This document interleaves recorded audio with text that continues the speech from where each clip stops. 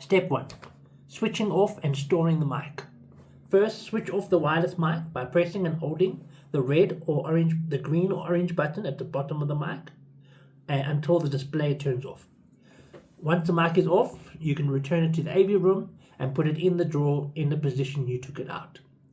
If you replaced any batteries during the meeting, please place the used batteries in the box lid by the AV door. A member of the AV team will test them later.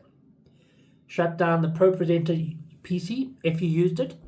If you used the ProPresenter computer during the meeting, close ProPresenter and perform a normal Windows shutdown.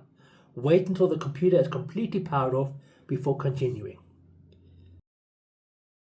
Power down the AV rack. Now that the ProPresenter PC is shut down, it's time to power down the AV rack.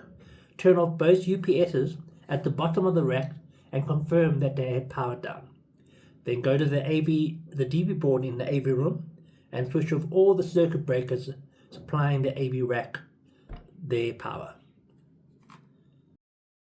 Step 4, we're going to shut down the sound desk and the lighting PC. So return to the sound desk. The SQ must be always shut down correctly before removing the power. On the touchscreen, you'll see a red icon labeled Shutdown. Tap that icon and click Yes to confirm. The console will begin its shutdown procedures. Once it's finished, the screen will display a message, "It is now safe to shut down." You can now switch off the power using the power switch located at the back on the right of the SQ7.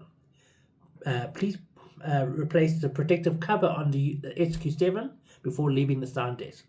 Next, on your left, you can shut down the lighting PC just like a normal Windows shutdown process. Once the SQ7 and the lighting PC are completely shut down, you can switch off the UPS located under the sound desk. You can now switch off the main DB board that supplies the power to those stations. Please leave the auditorium lights on. This will make it easier for you to leave the building. Our ground staff will switch off the remaining lights when they lock up the church later. We can now move to step 6, which is switching off the rack. Finally, make your way to the front of the stage and just switch off everything in the DB board to the bottom. There's no worry about the screens. If you use the screens, you don't have to worry about waiting a second. Everything can go down all at the same time. Now, everything is shut down for you. The last thing to do in step 7 is just to make sure that the AV room is locked. If you haven't done it already, just return the key to the lockbox, change the code, and you're done.